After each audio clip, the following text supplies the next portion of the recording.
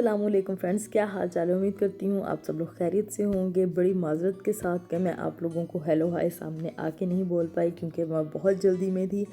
So that's why मैं voice over कर रही हूँ क्योंकि मेरे पीछे जो हैं चूहे लगे हुए थे और मैं आगे आगे भाग रही थी, मतलब मैं बिल्ली बनी हुई थी। तो खैर मतलब है कहने का ये कि आज मेरी अपॉइंटमेंट थी और मैं बड़ी भाग दौड़ में लगी थी और ऊपर से जो है ना मेरा मॉइस्चराइज़र बिल्कुल ख़त्म हो गया। लेकिन नहीं, मैं उसे नहीं छोड़ूंगी जब तक मैं उसका आखिरी कतरा नहीं निकाल लेती, तब तक मैं उसे नहीं छोड़ूंगी। तो फिर आपको तो पता ही है कि ऐसे कामों में ऐसा तो होता ही है। तो जब कहीं आपकी अपॉइंटमेंट होती है आपको जल्दी उठना पड़ता है, जल्दी ब्रेकफास्ट करना पड़ता है और सब काम सुबह जल्दी जल्दी करने पड़ते हैं। तो बाकी आपने जो है अपना बैग शैग भी तैयार करना होता है और थोड़ा मेकअप शेकअप भी करना होता है ताकि जहाँ पे आप जा रहे हैं देखने वाले आपको यकदम से देख कर डर ना जाएं, हाय बहू कहाँ से आ गया। और तैयार श्यार होके जो नेक्स्ट स्टेप होता है वो होता है अपना अपर शपर कोट शोट जो भी आपने पहनना है, अपनी जैकेट वो लें और मास्क वगैरह लें। और अगर आपने बाहर जाना है बस वगैरह पे या ट्रेन पे, तो फिर आपको जो है अपने कार्ड शार्ट पूरे करने चाहिए, वरना आपको वहाँ से वापस आना पड़ेगा और वो काफ़ी दूर हो जाता है।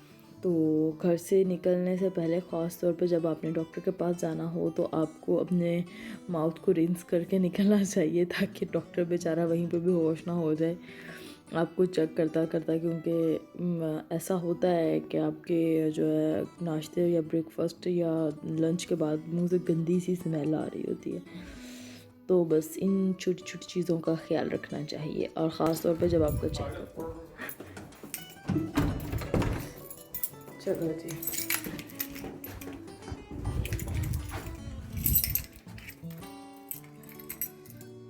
चाबी तो लगा ली।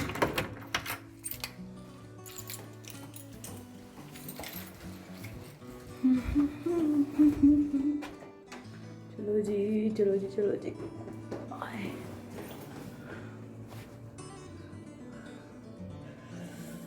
बाल देखूंगी, अगर ज़रूरत पड़ी तो बांध लेंगे। है मुझे बड़ा डर लग रहा है क्योंकि कहाँ जाना हमने हर दफ़ा भूल जाती हूँ। क्योंकि जो मेरे मियाँ है ना, इनकी क्लिनिक हो चुकी है। इन्होंने मुझे बताया था कि उन्होंने ना इंजेक्शन लगाया था और पहले थोड़ा उन्होंने सुन कर लिया था लेकिन इंजेक्शन लगाया था और इंजेक्शन से मेरी जान निकलती है। मुझे ऐसा लगता है ना मर जाना है अगर मुझे इंजेक्शन लग गया।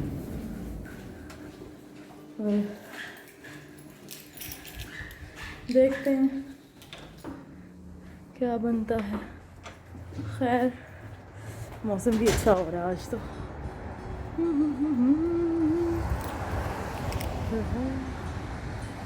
सी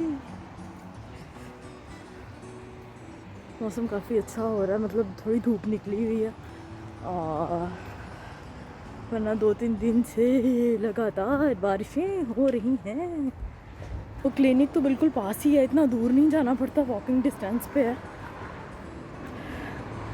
बस स्टेमिना चेक करो बच्ची का, सांस चढ़ गया आपके आके। तो जनाब ये रहा क्लिनिक और अब मैं जाऊंगी अंदर। और जाते ही पहले उन्होंने मेरा टेम्परेचर मतलब मेरा फ़ीवर चेक किया, फॉर्म फिल करवाया कोविड से रिलेटेड और उसके बाद उन्होंने हाथ शाथ धुलवाए। हालांकि मैं घर से मतलब हाथ शाथ धो के गई थी, लेकिन फिर भी उन्होंने जाते ही मुझे जो है ना घुसा दिया वॉशरूम में कि आप अपने हाथ वगैरह वॉश करें। और फिर उसके बाद यहाँ पर मैंने थोड़ी देर वेट किया, वेटिंग एरिया में मैं बैठी हुई थी और थोड़ा ज़्यादा ही वेट हो गया, ऑलमोस्ट 15 to 20 मिनट्स का वेट था। Covered in blood, but little pieces like that is underneath your gums. It's all built up. So if you're not brushing and flossing, it just builds up like this. So we were removing stuff like that, okay? And then we were measuring how deep these pockets are. 3 millimeters and under is very healthy. You have a little in between here, a lot of 4, some 5, so they're a little bit deeper than what we want to see. So just make sure when you're brushing, you clean well around the gum lines between the teeth and the gums, just Okay. very, very gently, okay? Okay. I think you have some cavities that you're gonna get treated, right, with Dr. Rina? Yeah. Yeah? Okay, awesome. And then as for cleanings, I think about every 6 months, so maybe twice a year for you would be good. Okay. Yeah? Do you floss? Okay. No, but I You will try start? to, Okay, yeah. perfect. I'll give you some floss to take home, and then you can every day for nighttime is the best. Yeah. Okay so जनाब ये थी कुछ discussion doctor की मेरे साथ और teeths जो हैं उन्होंने क्लीनिंग काफ़ी अच्छे से कर दी है। बहुत ज़्यादा गंदे दांत नहीं थे क्योंकि मैं ब्रश बहुत रेगुलर करती हूँ। हो गई है डन और ये कुछ उन्होंने मुझे टूथपेस्ट वगैरह और फ्लॉस और क्या था ब्रश दिया है। तो ये मैं अब आपको घर जाके दिखाऊंगी और बाकी जो क्लीनिंग की है वो भी बहुत अच्छी की है। काफ़ी टाइम लग गया कब से मैं आई हुई थी और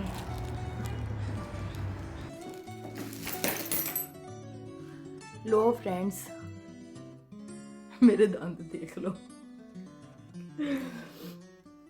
लो जनाब देखो, पहले उन्होंने सारी क्लीनिंग की, फिर उन्होंने इनको इनकी स्केलिंग वगैरह जो करनी थी वो की, फिर उसके बाद उन्होंने इनकी वो की ये पॉलिश की। तो खैर सारा प्रोसीजर जो है बहुत आराम से हो गया। मतलब मैं तो लेटी ही हुई थी, लेकिन ये था कि थोड़ी थोड़ी देर बाद जो है ना, मतलब ये जो चीज़ थी ना, ये चीज़ थक गई थी फेस की। और बाकी पेन एज सच कोई नहीं हुई, लेकिन बहुत सारी इस तरह होती हैं जिस तरह कुछ आपके दांत सेंसिटिव होते हैं। तो वो जो दांत थे ना उधर पेन हो रही थी और साथ ब्लीडिंग भी हो रही थी। तो डॉक्टर ने कहा कि आपका जो है बहुत ज़्यादा हुए हैं सेंसिटिव, तो ब्लीडिंग भी हो रही है साथ साथ बहुत ज़्यादा। ये हैं ओरल बी के ब्रश ये वाला, और उसने कहा कि इसके जो है ब्रिस्टल्स बहुत ज़्यादा सॉफ्ट हैं, तो आपके लिए जो है सॉफ्ट ब्रश जो है वो अच्छे हैं, तो आप ये वाला यूज़ कीजिएगा। और उसके बाद उन्होंने ये फ्लॉस मुझे दिया। उसने कहा कि रोज़ रात को ये फ्लॉस जो है ये आपने अपने दांतों में करना है, और कोई ना कोई रिंस करने के लिए, मतलब जैसा कि वो होती है लिस्ट्रीन वगैरह, वो ज़रूर रात को करके सोया करें। खैर हम लोग इतनी केयर नहीं करते, लेकिन ये सारी चीज़ें हमें शुरू से करते रहना चाहिए। और उसके बाद उसने कहा कि फ्लोराइड वाली जो टूथपेस्ट होती है वो यूज़ करें, क्योंकि कैविटी अगर हो किसी दांत में तो वो फिर ये उसको वहीं पर रोक देती है, आगे बढ़ने नहीं देती। तो ये वाले उन्होंने, मुझे लगता है ये सैम्पल्स हैं, तो ये उन्होंने मुझे 2 दिए थे। ये एक है ये और एक है ये। तो जनाब खाना शाना जो है वो भी करना पड़ता है, यहाँ पे किसी ने तो करके देना नहीं है। तो आज मैंने कुछ नहीं बनाया क्योंकि दांत कुछ इतने सेंसिटिव हो गए थे ना कि कुछ जो ऐसा खाने को दिल ही नहीं कर रहा था। तो बस किचन में कह रही हूँ, फ्रिज में कुछ ब्रोस्ट के विंग्स वगैरह पड़े हुए थे, बस मैंने वो निकाले। और फिर उसके बाद कुछ सीख कबाब थे वो निकाले, और निकाल के बस उनको मैंने कर लिया। और फिर मैंने सोचा कि साथ तंदूर वाली रोटी बना लेती हूँ। तो अगर आपने तंदूर वाली रोटी फुल रेसिपी नहीं देखी तो उसका लिंक जो है वो मैं नीचे डिस्क्रिप्शन में डाल दूँगी। तो जिस तरह से मैं तंदूर वाली रोटी बनाती हूँ आप भी ऐसे बना सकते हैं। वैसे इस दफ़ा जो हम लोग आटा लेकर आए थे वो मुझे कोई इतना ख़ास पसंद नहीं आया, पता नहीं अजीब सा दानेदार सा और बड़ा जो है ना अजीब सा आटा है, और हाथ में भी नहीं आता और समझ नहीं लगती कि क्या है। आटा तो लगता ही नहीं है, इस तरह ही लगता है जिस तरह वो जो होता है ना आटे में बुरा सा, वो ही लगता है ना। तो खैर अब क्या करें, ये सारा कुछ तो फिर करना पड़ता है। अब एक दफ़ा चीज़ आ गई है तो अब इसे ख़त्म करना पड़ेगा। तो बस तंदूर पे रोटी बनाना कोई इतना मुश्किल, इवन कि जो हम लोग पहले आटा लाते थे ना उसकी रोटी ज़्यादा अच्छी तंदूर वाली बन जाती थी। तो बस फिर मैंने ब्रोस्ट बन गया था और उसको मैंने निकाल लिया फ्राई पैन से कह रही हूँ ऑयल से निकाल लिया। और बाकी रोटियां शोटियां जो थी वो बनाने वाली थी वो बना ली। और आ जाओ फ्रेंड्स, खाना खा लो।